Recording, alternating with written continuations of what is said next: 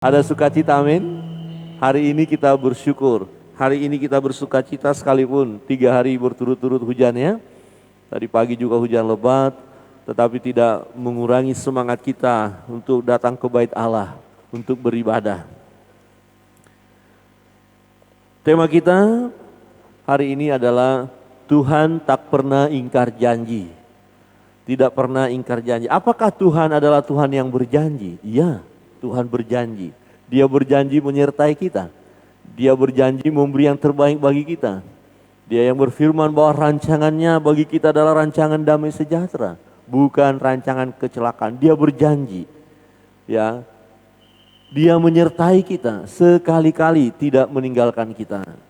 Tuhan tak pernah ingkar janji. Nah, berbicara tentang janji, itu sesuatu kekuatan bagi kita yang menantikan janji itu. Tetapi ketika janji itu tidak terjadi, tentu kita akan kecewa. Apakah ada di antara Bapak Ibu Saudara yang pernah dijanjikan oleh seseorang, tapi orang itu tidak menepati janjinya? Ya, dia berjanji. Ini banyak anak muda di sini ya. Pemuda-pemudi biasanya yang sedang jatuh cinta. Pemuda akan berjanji, engkaulah segalanya bagiku. Aku berjanji tidak ada yang lain selain engkau. Wih, keren ya. Hanya engkau. Ya, ditunggu sampai 3 tahun, 4 tahun, 5 tahun. Langsung ada lagu, janji-janji, tinggal janji, bulan madu, hanya mimpi. 6 tahun sudah berjalan, terus dia bilang, minta maaf adek, ternyata kita nggak jodoh. Enak aja, yang perempuan yang sudah 3 tahun, 4 tahun, 5 tahun menunggu janji itu, terus terakhir dia bilang minta maaf. Ya, orang tua saya mengatakan, ya saya harus kawin rumah ya, harus sama pariban, harus sama orang rumah yang menjodohkan. Kira-kira yang wanita berkata apa? Terima kasih. Begitu? Wow, sedih banget. Seperti mau mati rasanya. Kok kayak pernah aja? Nggak, saya lihat orang aja. Langsung itu menangis, pastilah. Kalau tahu kenapa tidak dari awal bicara?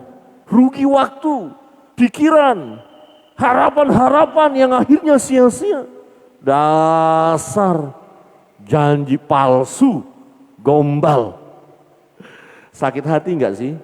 Kalau misalnya kita dijanjiin, kemudian orang yang berjanji tidak menggenapi. Sakit ya, sangat sakit. Ya, sangat sakit. Ya, sebaliknya, pernahkah kita berjanji kemudian kita tidak tepati? Pasti ada di antara kita yang pernah. Ya, berjanji, ya nanti kamu akan saya jemput, tunggu ya. Jam 2 tunggu, udah janjian nih. Jam 2 ditunggu nggak datang, jam 3 juga nggak datang. Nggak ada rasa bersalah, nggak minta maaf. Oh, minta maaf saya nggak jemput kamu karena ada ini. Merasa nggak bersalah. Nah, ini kita bersalah banget. Nah, tetapi kalau kita mengingkari janji kita, itu memang tidak baik, tapi itu manusiawi. Ya, kita terlalu lemah kadangkala untuk menepati janji kita. Bukan terlalu lemah juga sih, tetapi tidak terlalu mengerti arti janji itu. Kita yang berjanji, kita yang ingkari. Maka ada lagu itu ya, kau yang berjanji, kau yang mengingkari gitu ya. Udah janji diingkari lagi. Terlalu mudah bagi kita kadang-kadang berjanji, ya saya akan tepati. Orang tua berjanji kepada anaknya, nanti nak kalau kamu naik kelas akan saya belikan ini. Udah naik kelas anak tagih enggak? Enggak ditepati juga janjinya. Ya. Anak-anak berjanji sama orang tua. Kadang-kadang itu letaknya, janji kita terlalu sulit kita pegang karena kelemahan kita. Tetapi kalau Allah berjanji, ya ini yang menarik. Kalau Allah berjanji, Dia tidak akan mengecewakan kita. Walaupun hampir-hampir kecewa, bisa. Hampir-hampir kecewa. Kita pikir Tuhan sudah lupa janjinya. Kita pikir Tuhan tidak akan menepati janjinya, Dia ingkar janji.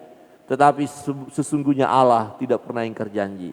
Dalam perjalanan hidup, seorang tokoh yang bernama Abraham Ketika Tuhan memanggil dia, namanya Abram, diminta oleh Tuhan keluar dari negerinya, keluar dari keluarganya, untuk ke suatu negeri yang dijanjikan oleh Tuhan, dan dia akan diberkati. Tetapi dalam perjalanan hidupnya ada goncangan juga, ada keraguan-raguan juga, ada kekecewaan juga. Itu manusiawi. Di dalam Kejadian pasal 18 kita lihat ayat 13. Ya, lalu berfirmanlah Tuhan kepada Abraham, "Mengapa Sarah tertawa dan berkata, sungguhkah aku akan melahirkan anak sedangkan aku telah tua?" Nah, begitu lama menantikan janji itu. Sehingga ketika Tuhan datang dan berbicara kepada Sarah, berbicara kepada Abraham, Sarah mendengar. Waktu malaikat itu berkata, "Istrimu Sarah akan melahirkan." Nah, Sarah mendengar, kemudian Sarah tertawa. Lucu rasanya. Ya. Tertawa, lucu. Masa sih sudah tua banget nih? Sangat tua. Dan Alkitab berkata, dia sudah mati pucuk. Ya, tidak akan mungkin lagi melahirkan seorang anak.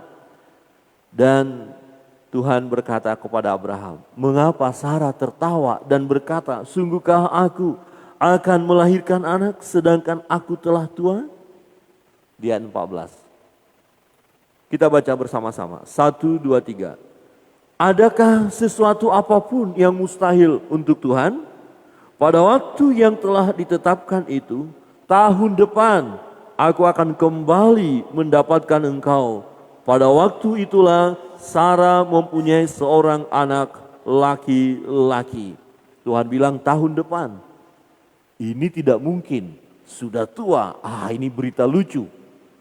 Tertawa Sarah. Di ayat 15 bersama-sama. 1, 2, 3. Lalu Sarah menyangkal, katanya, "Aku tidak tertawa sebab ia takut." Tetapi Tuhan berfirman, "Tidak, memang engkau tertawa." Kau tertawa. Kau kira ini sesuatu yang lucu? Ya, kalau mau jujur, Sarah akan berkata, "Itu lucu Tuhan. Aku sudah tua. Bagaimana mungkin aku akan melahirkan seorang anak bagi Abraham? Aku sudah tua." Cukup beralasan mereka untuk ragu-ragu tentang janji itu. Cukup beralasan bagi Sarah tertawa tentang janji Tuhan. Ya, Abraham dan Sarah sangat beralasan untuk khawatir bahwa mereka tidak akan mempunyai keturunan. Mereka sudah tua.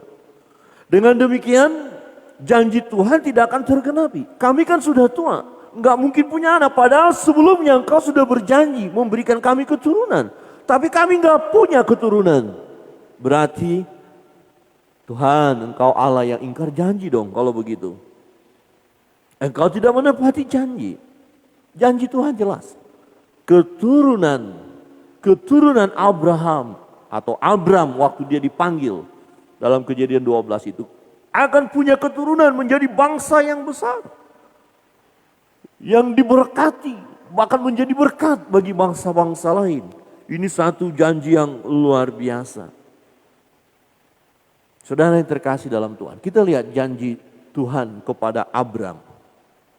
Kejadian 12 ayat 2. "Aku akan membuat engkau menjadi bangsa yang besar dan memberkati engkau serta membuat namamu masyhur dan engkau akan menjadi berkat."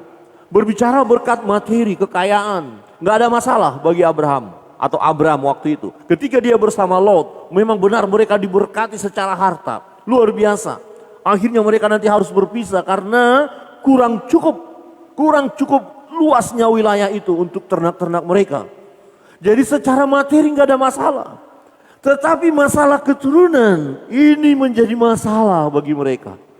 Bagi Abram dan Sarai, ini sesuatu masalah yang berat. Ini satu pergumulan yang luar biasa. Tetapi Tuhan berjanji bahwa mereka akan diberkati. Keturunannya akan diberkati. Kita membaca ayat yang ke-7 bersama-sama. 1, 2, 3. Ketika itu Tuhan menampakkan diri kepada Abram dan berfirman, "Aku akan memberikan negeri ini kepada keturunanmu." Maka didirikannya di situ mezbah bagi Tuhan yang telah menampakkan diri kepadanya. Keturunanmu, anak-anakmu. Nah, istri dari Abram adalah Sarai. Atau istri dari Abraham adalah Sarah, bukan yang lain. Jadi keturunan yang dimaksud adalah harus dari Sarah, bukan dari Hagar. Itu problem baru nanti, masalah baru dengan Hagar itu. Jadi janji Tuhan adalah kepada pasangan ini, suami istri ini yang dipanggil oleh Tuhan.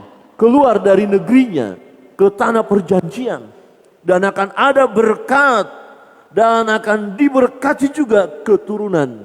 Tetapi mereka tidak punya sampai usia tua. Di ayat 15. Kejadian pasal 15 ayat 2. Kejadian 15 ayat 2. Abram menjawab, "Ya Tuhan Allah, apakah yang akan Engkau berikan kepadaku? Karena aku akan meninggal dengan tidak mempunyai anak. Dan yang akan mewarisi rumahku ialah Eliezer, orang Damsik itu." Ini perjalanan mereka. Abram taat meninggalkan keluarganya menuju tanah perjanjian. Dan mereka sudah sampai di tanah perjanjian, di tanah Kanaan. Ya, setelah mereka di sana diberkati secara kekayaan. Tapi nggak punya anak. Kemudian Abram berkata, "Saya akan mati. Kemudian harta ini akan diwariskan kepada hambaku ini, Eliezer, orang Damsik ini."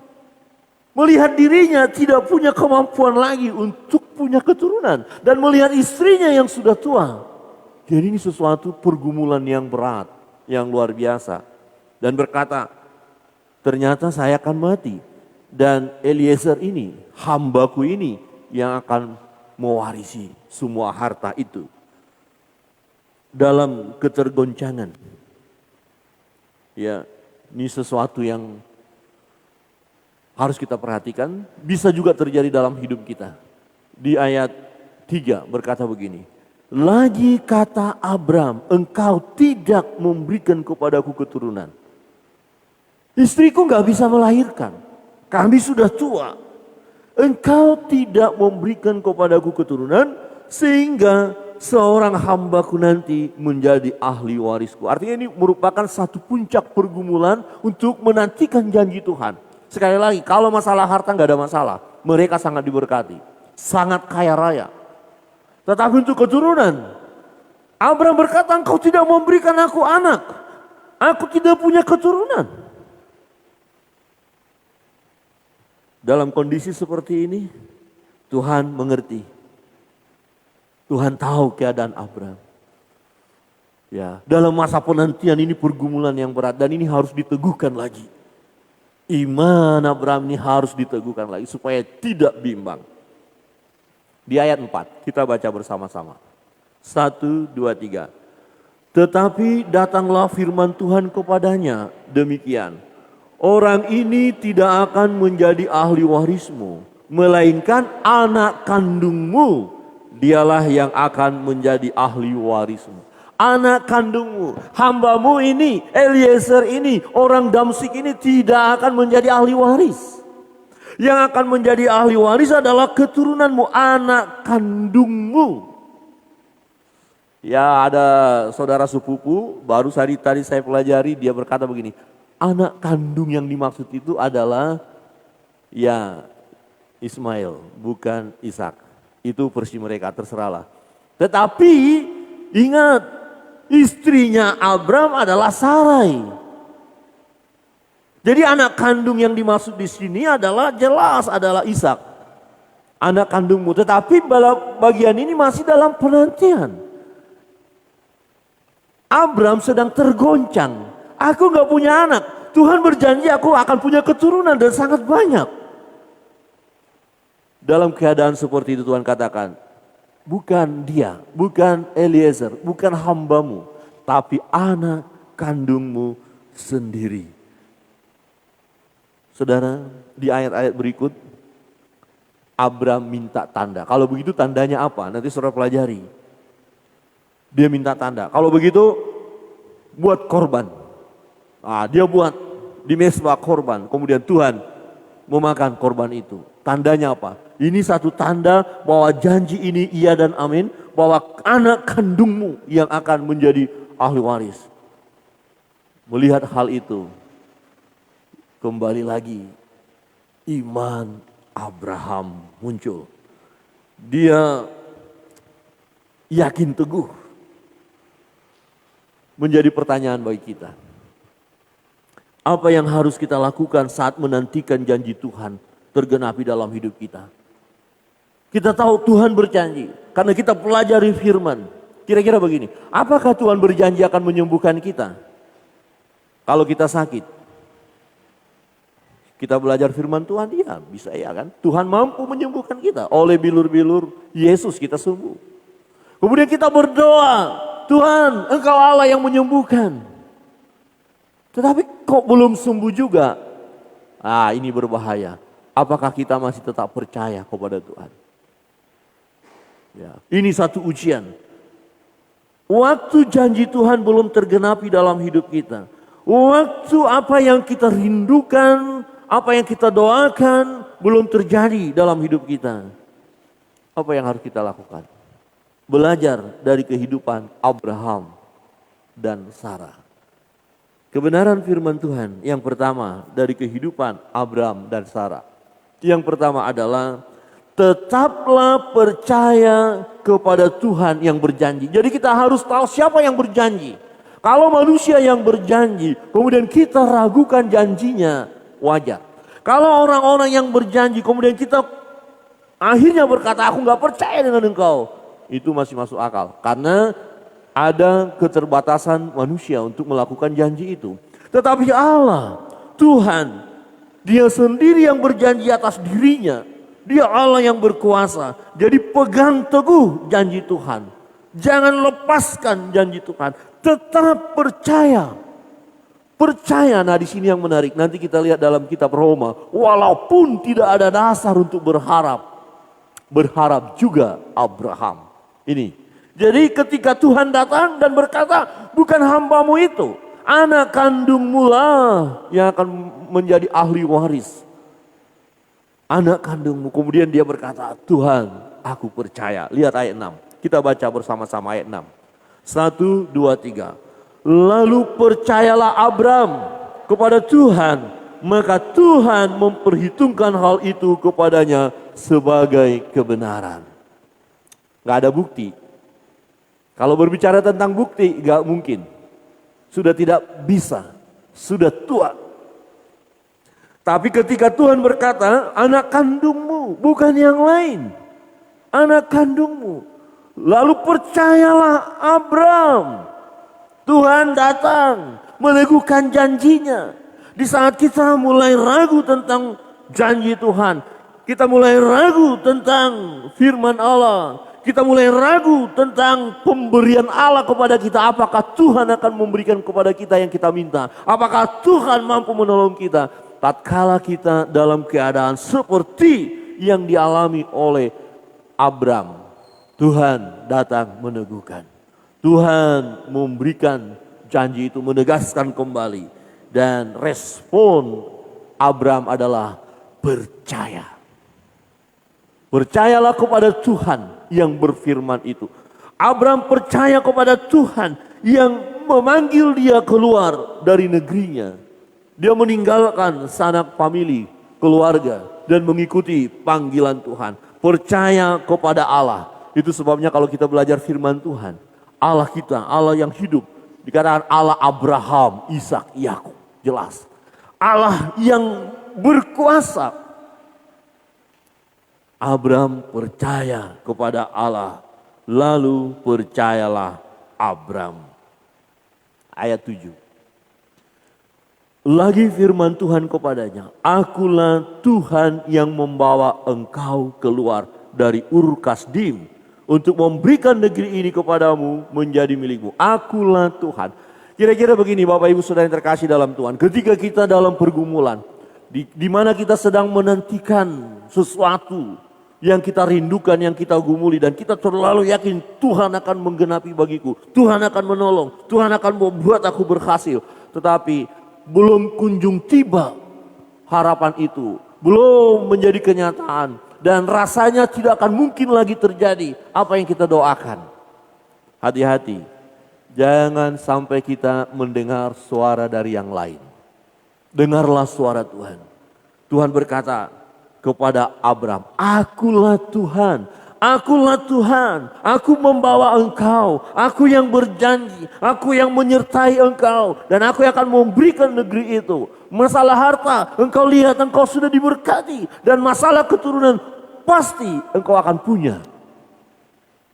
Lalu percayalah Abram. Tapi belum kelihatan tandanya. Hanya firman Allah yang datang.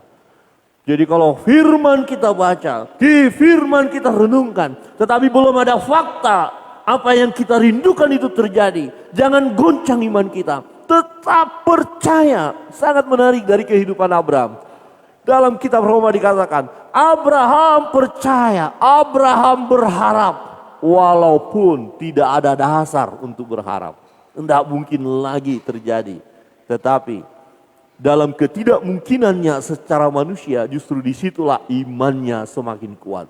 Ketika saudara melihat diri saudara tidak akan mampu menggenapi janji Tuhan itu. Kita melihat diri kita, satu contoh misalnya, kita pasti menjadi orang hebat. Tetapi kita lihat diri kita tidak ada apa-apanya. Tidak akan mungkin menjadi orang hebat. Tetapi Tuhan membawa kita menjadi orang hebat. Justru ketidakmampuan kita menjadi orang hebat itu membuat kita semakin punya iman. Saya akan menjadi orang hebat. Amin. Amin. Kalau kita sudah punya kekuatan, ya kita nggak melihat Tuhan. Kadang-kadang kita sudah mulai sombong. Saya memang bisa, saya hebat, saya punya kemampuan. Tapi saya nggak punya kemampuan. Ketika kita tidak punya kemampuan, masihkah kita berkata, aku akan bisa seperti itu? Ya, aku akan bisa memiliki ini dan itu. Aku akan berhasil. Aku akan menjadi orang yang diberkati Tuhan. Usahaku akan meningkat.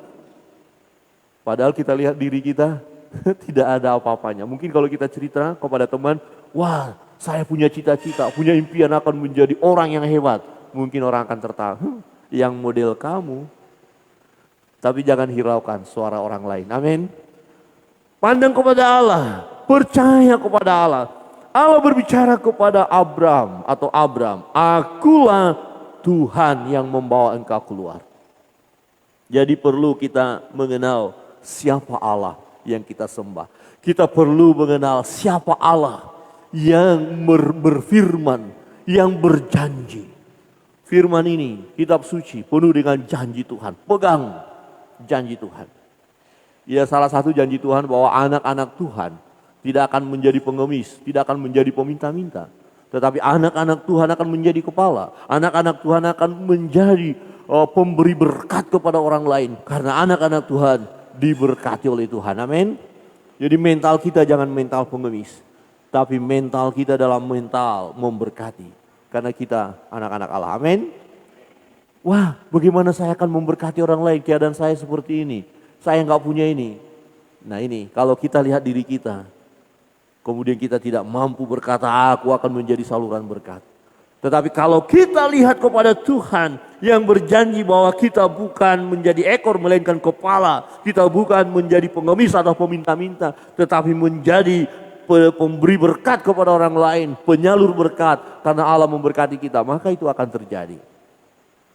Ya, lalu percayalah Abram kepada Allah.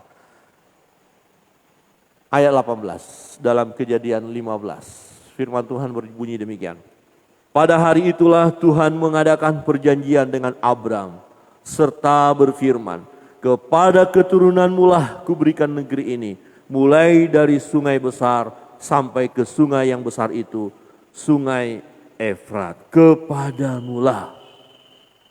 Saudara, kita bersyukur kenali Allah dengan baik. Sesuai dengan firman-Nya. Kenali Tuhan kita.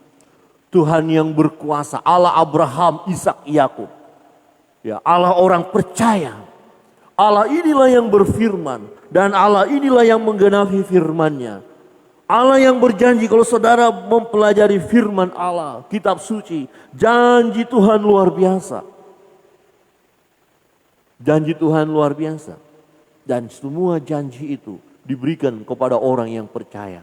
Walaupun kita melihat diri kita, sepertinya janji itu tidak akan tergenapi. Melihat keadaan kita. Tapi kita harus melihat kepada Allah yang berjanji. Karena Allah berjanji atas dirinya. Tidak ada lagi kekuatan yang lebih hebat daripada Dia. Tidak ada yang lebih kuasa daripada Dia. Dialah yang berkuasa dan Dia berjanji atas dirinya sendiri. Berarti Dia tidak akan ingkar janji. Tetapi dari sisi kita, tetaplah percaya. Amin. Coba lihat kiri kanan dan katakan, tetaplah percaya. Tetaplah percaya. Sejak kita mulai merintis gereja ini dari Nusa Dua, ada banyak janji-janji Tuhan yang kita pegang dan tergenapi. Saya melihat luar biasa. Kagum kepada Tuhan. Wow, dahsyat, luar biasa. Dan ada lagi kerinduan kita.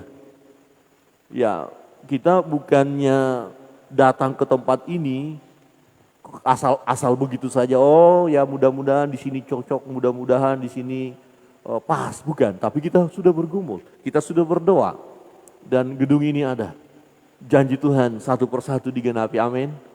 Kita berdoa, Tuhan, ini sudah cukup lama kita doakan. Plafon Tuhan, plafon Tuhan. Dan Tuhan punya cara, selesai plafon. Dan kita mau terus berdoa, belum ada jawaban. Dan ini agak berat, tantangannya agak berat. Yaitu tanah ini menjadi milik gereja, amin. Amin. Wow, jemaat berapa gajinya? Mau ditarik uang tiap bulan berapa? Mau berapa tahun kita bisa ngumpul? Ini mahal, tempat ini mahal. Kalau kita melihat kepada kemampuan kita akan menyerah. Udahlah Tuhan, begini-begini aja gak apa-apa. Tapi kita bukan orang-orang yang mudah menyerah, amin. Lihat kiri kanan dan katakan, jangan mudah menyerah.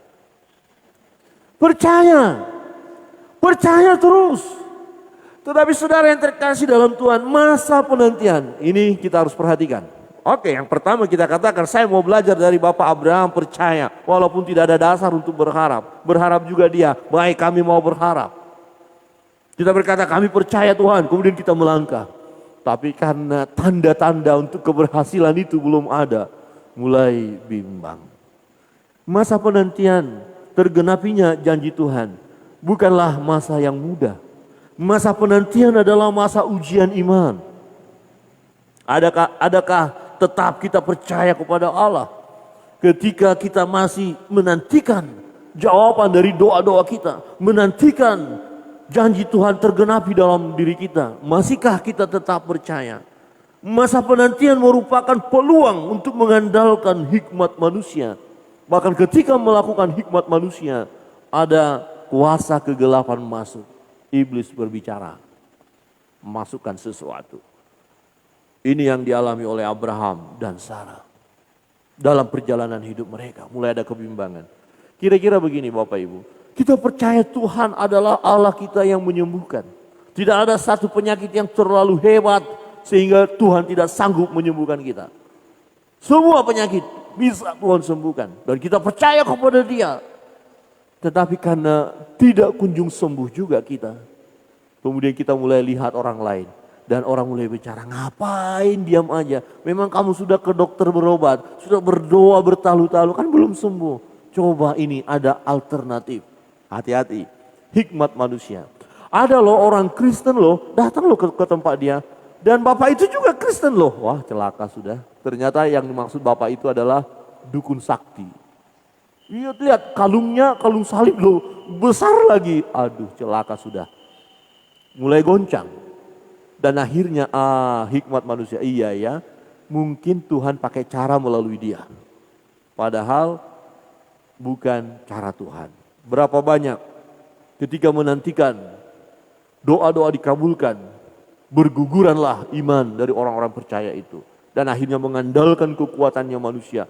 Dan bahkan tidak sedikit mengandalkan kekuatan yang bukan daripada Tuhan. Itu sangat berbahaya. Perhatikan perjalanan Abram dan Sarai atau Abraham. Saudara yang terkasih dalam Tuhan. Kejadian 16 ayat 1. Adapun Sarai, istri Abram itu tidak beranak. Tidak punya anak. Ia mempunyai seorang hamba perempuan, orang Mesir, Hagar namanya. Apa hubungannya? Jadi kira-kira begini, Sarai punya pemikiran secara manusia. Aku tidak bisa melanjutkan keturunan untuk suamiku ini. Bukankah aku punya hamba? Mungkin ini cara yang terbaik. Wah, ini bahaya ini ya. Tapi dalam kondisi tertentu, mulai hikmat manusia mungkin. Perhatikan ayat 2 kita baca bersama-sama. 1, 2, 3. Berkatalah Sarai kepada Abram, engkau tahu Tuhan tidak memberi aku melahirkan anak. Karena itu baiklah hampirilah hambaku itu. Mungkin oleh dialah aku dapat memperoleh seorang anak. Dan Abram mendengarkan perkataan Sarai. Kalau saya belajar bagian ini ternyata Abram juga mulai bimbang. Abram sendiri mendengar suara Tuhan. Anak kandungmu. Dan siapa istrinya? Sarai. Bukan Hagar, anak kandungmu engkau dan Sarai. Tapi ketika Sarai sendiri berkata, aku gak punya anak, Tuhan tidak izinkan melalui aku. Mungkin melalui hambaku itu, silakan ambillah hambaku itu. Abram mendengar. Ya, arti mendengar itu dia tahu, dia pikirkan, dan dia akhirnya setuju dengan ide itu. Dengan hikmat manusia itu, dan dia ambil. Kalau dia fokus kepada firman, dia tidak goncang, dia akan berkata, hei mama, apa itu? Ide apa itu? Ide gila itu, nggak boleh. Tuhan tidak bilang begitu. Hei mama, jangan kasih saran seperti itu. Begitu ya bapak-bapak. Ya, Pak Pabris ya. Kalau Ibu Pabris bilang, ambil yang di sana, kata, nggak boleh ngomong begitu. Betul ya Pak ya? Atau kenapa nggak dari tadi gitu ya? Bagaimana Mas Farman? Ya Mbak Hani bilang, itu yang di sebelah sana itu loh. Yang di sebelah sana itu. Mas Farman, tidak boleh begitu.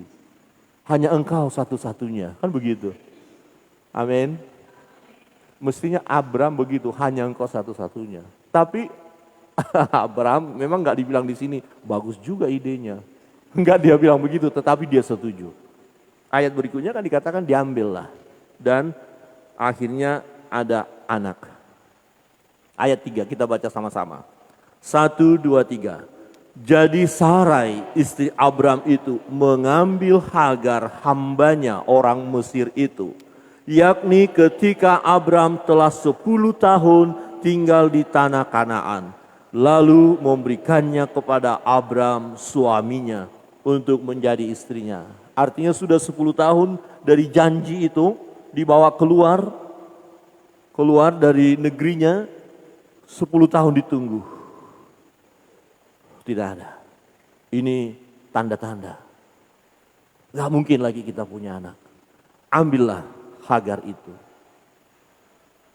Ya, kita tidak bisa menyalahkan langsung Bapak Abram dan Ibu Sarai karena situasinya seperti itu. Jangan kita berdiam, mungkin ada orang punya saran kepada kita, jangan berdiam. Cari jalan lain, cari alternatif lain. Jangan mati konyol kira-kira begitu. Tapi hati-hati, apakah itu suara Tuhan? Nah akibat kegagalan ini terjadilah tragedi yang cukup panjang sampai sekarang. Keturunan Ismail dan keturunan Ishak. Itu firman Tuhan katakan, itu sulit berdamai. Akan selalu bermasalah. Saudara yang terkasih dalam Tuhan. Melalui peristiwa ini, ingat kebenaran yang kedua adalah jangan terburu-buru mengambil kesimpulan bahwa Tuhan tidak menggenapi janjinya. Jangan terlalu terburu-buru seperti Sarai berkata, Tuhan tidak kasih aku anak. Enggak mungkin. Udah ambil saja hambaku itu. Mungkin dengan cara itu. Jangan terlalu mudah mengambil kesimpulan. Oh, Tuhan tidak akan tolong. Mungkin harus dengan cara seperti ini. Cara manusia. Tetapi ingat, akibatnya adalah satu tragedi yang luar biasa. Itu bisa terjadi dalam perjalanan hidup kita. Ketika kita mulai cari jalan keluar yang bukan daripada Tuhan, maka celaka akan menantikan. Penyesalan akan terjadi. Sesuatu yang tidak sesuai dengan kehendak Allah, ketika kita lakukan, akan membawa kita kepada kesengsaraan, malapetaka. Untuk itu jangan terburu-buru. Jangan langsung berkata, Tuhan sudah tidak jawab doaku. Oh, Tuhan sudah tidak menolong aku. Tuhan tidak peduli dengan aku. Jangan terburu-buru berkata seperti itu. Sebab ada waktunya untuk menggenapi janjinya bagi kita. Jangan terburu-buru berkata atau mengambil kesimpulan, Tuhan tidak menggenapi janji. Saudara yang terkasih dalam Tuhan. Kejadian 17 ayat 1. Ketika Abram berumur 99 tahun. Sudah sangat tua. 99 tahun. Maka Tuhan menampakkan diri kepada Abram dan berfirman kepadanya, Akulah Allah yang maha kuasa. Hiduplah di hadapanku dengan tidak bercela. Dalam peristiwa ini Tuhan sudah tahu bahwa Abram mengambil Hagar. Sudah ada anak dari Ismail. Tetapi Tuhan datang untuk meneguhkan janji bahwa keturunanmu anak kandungmu. Jadi bukan dari Ismail. Untuk melanjutkan keturunan itu, garis berkat itu. Ketika Abram berumur 99 tahun. Tuhan mengerti apa yang sudah terjadi. Kelemahan tadi. Dan ini diteguhkan lagi janji itu. Ya, ayat 2, pasal 17. Aku akan mengadakan perjanjian antara aku dan engkau. Dan aku akan membuat engkau sangat banyak. Sudah tua, datang lagi janji bahwa Tuhan akan buat dia banyak. Bagaimana mungkin? Tetapi karena Tuhan datang meneguhkan janji itu. Ya, apa yang dilakukan oleh Abraham? Lalu sujudlah Abram. Dan Allah berfirman kepadanya, artinya dia merendahkan diri. Dia sadar tindakan beberapa waktu yang lalu, tindakan yang salah. Dia sadar, dia merendahkan diri, sujud di hadapan Allah. Kemudian Tuhan berfirman kepadanya. Kita baca bersama-sama ayat 4 dan 5. 1, 2, 3. Dari pihakku, inilah perjanjianku dengan engkau. Engkau akan menjadi bapa sejumlah besar bangsa. Karena itu namamu bukan lagi Abram, melainkan Abraham.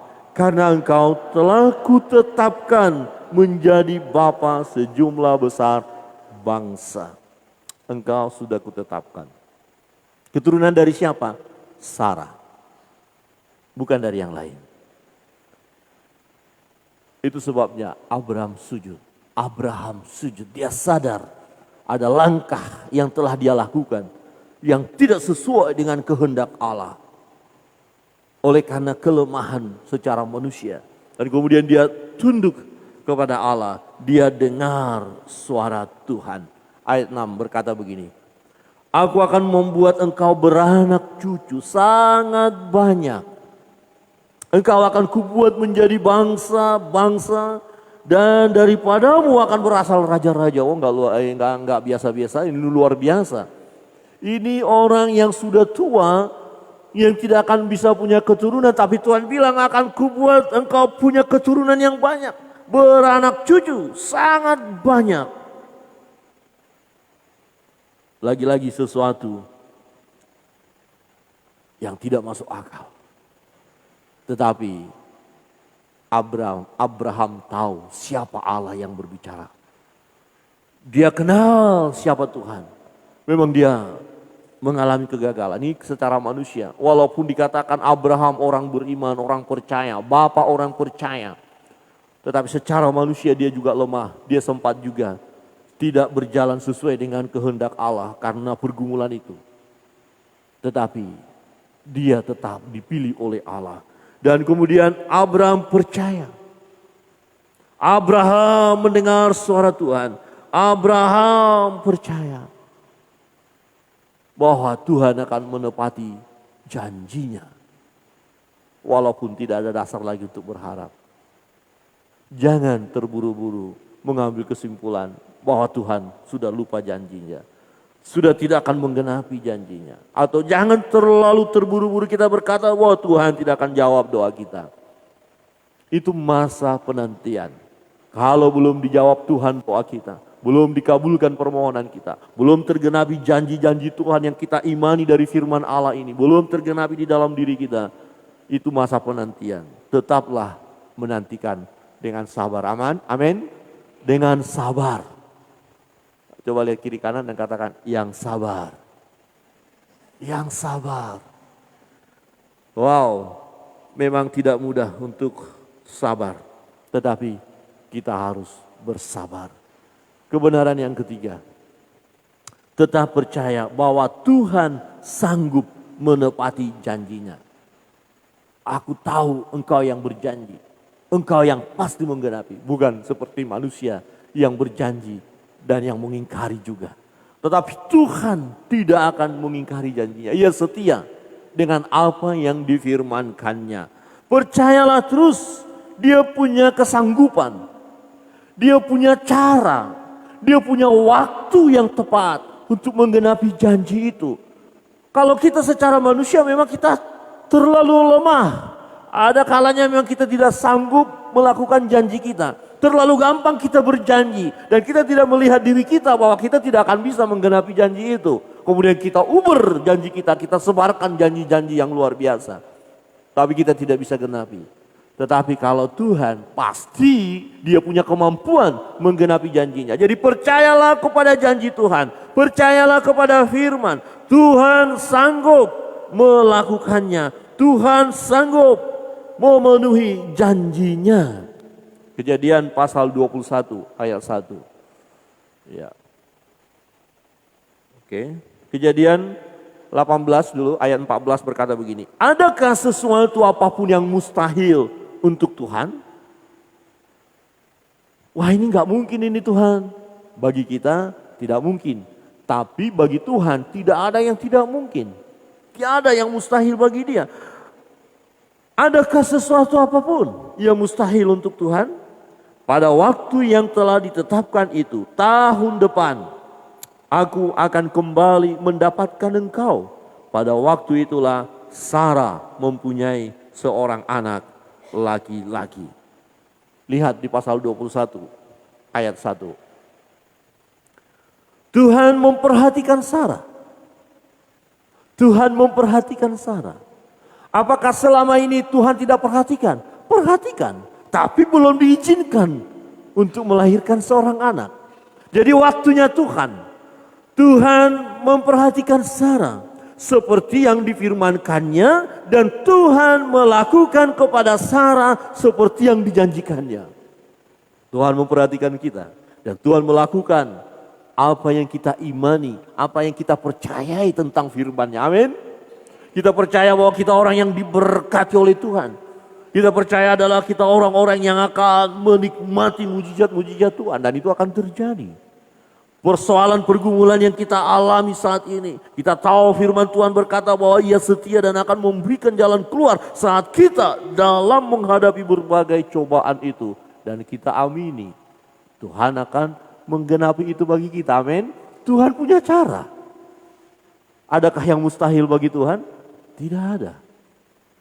Coba lihat kiri kanan dan katakan, tidak ada yang mustahil bagi Tuhan. Tidak ada. Hanya persoalan di dalam diri kita. Ya, maunya kita sekaranglah Tuhan. Sekaranglah Tuhan. Ketika Tuhan belum beri sekarang, kita mulai kecewa, sedih. Rasanya tak bersemangat lagi untuk hidup. Jangan, tetap percaya. Enggak ada dasar untuk berharap. Berharap juga. Semakin berharap, semakin percaya. Karena justru dengan situasi seperti itulah kita membutuhkan kuasa Tuhan. Karena kita sudah tidak sanggup. Di ayat yang kedua. Maka mengandunglah Sarah, lalu ia melahirkan seorang anak laki-laki bagi Abraham dalam masa tuanya. Pada waktu yang telah ditetapkan. Ingat, pada waktu yang telah ditetapkan. Jadi ada waktu-waktu di mana Tuhan sudah tetapkan. Kita menikmati janji-janjinya. Kita menikmati berkat-berkatnya. Kita menikmati firman-Nya. Apa yang difirmankan, yang kita pegang. Janji Tuhan itu tergenapi di dalam diri kita. Ada waktunya Tuhan. Saudara bergumul, saudara berdoa. Belum dijawab oleh Tuhan. Jangan berkata, Tuhan tidak akan menggenapinya bagiku.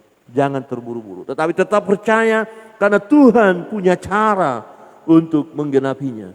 Pada waktu yang telah ditetapkan sesuai dengan firman Allah kepadanya. Abraham menamai anaknya yang baru lahir itu Ishak, yang dilahirkan Sarah baginya. Ayat 6. Kita baca bersama-sama. 1, 2, 3. Berkatalah Sarah, Allah telah membuat aku tertawa. Setiap orang yang mendengarnya akan tertawa karena aku. Kenapa tertawa? Lucu toh, nenek yang sudah tua itu melahirkan anak. Kira-kira anaknya panggil apa? Panggil nenek? Tidak, tetap panggil mama. Tapi dia sudah nenek. Nenek Sarah melahirkan seorang anak laki-laki bagi kakek Abraham. Wow, benarkah? Benar, serius. Yang benar, iya. Wah, maka berita sampai di sini berita dan orang ketawa. Sarah, nenek itu, iya nenek itu. Oh, kalau zaman sekarang itu langsung ada orang mana rumahnya nenek Sarah. Di sana, ayo kita ke sana, langsung siapkan HP, videokan.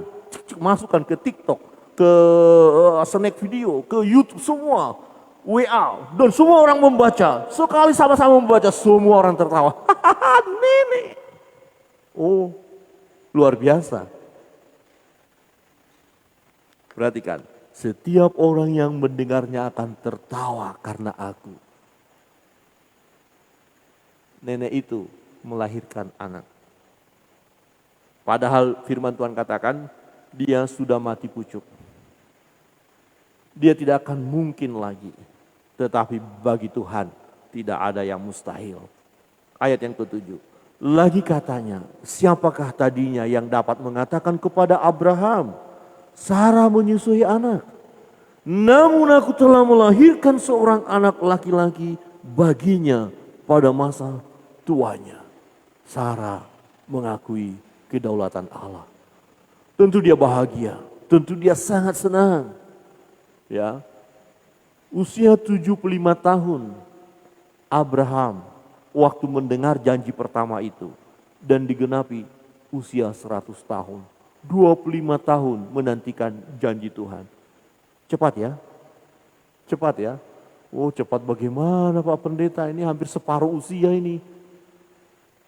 Begitu lama menantikan. Tetapi percayalah bahwa Tuhan mampu menggenapi janjinya. Saudara berapa lama berdoa untuk sesuatu hal? 1 tahun? 2 tahun? Sudahkah 10 tahun? Percaya. Jika yang kita minta itu sesuai dengan kehendaknya. Dan kita memang membutuhkannya. Kita memerlukan hal itu. Ya, bukan untuk kegagahan kita. Bukan untuk kesombongan kita. Bukan untuk kemegahan kita, tapi memang kita butuhkan itu. Dan itu sesuai dengan firman Allah. Nantikan, Tuhan akan memberikan tepat pada waktunya. Dia punya cara. Ibu Sarah, sebenarnya lebih tepat nenek Sarah. Yang sudah tua itu, melahirkan seorang anak laki-laki. Wow, sesuatu yang luar biasa. Bapak Ibu Saudara yang terkasih dalam Tuhan. Kalau manusia berjanji, saudara meragukan janji itu wajar. Tetapi kalau Tuhan yang sudah berjanji, sekalipun belum ditepati janji itu kepada kita, jangan putus asa. Jangan kecewa. Tetaplah percaya kepadanya. Seperti Bapak Abraham. Apa yang dia lakukan? Tetap percaya kepada Tuhan yang berjanji. Yang berjanji itu Tuhan. Kalau orang yang berjanji, udah lepaskan aja. Jangan terlalu pegang janji orang. Tapi kalau Tuhan yang berjanji, pegang janji itu. Karena Tuhan berjanji atas dirinya, Dia yang maha kuasa. Pegang janji Tuhan. Dan yang kedua, dalam masa menantikan janji itu, jangan terburu-buru untuk berkata atau mengambil kesimpulan bahwa Tuhan tidak menggenapi janjinya. Jangan terburu-buru.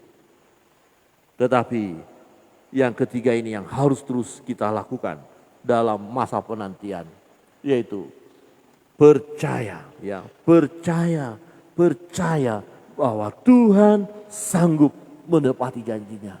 Jadi yang diperlukan dari kita berserah terus kepada Tuhan, mengikuti kehendak Tuhan. Kita responi firman Tuhan, saya undang kita bangkit.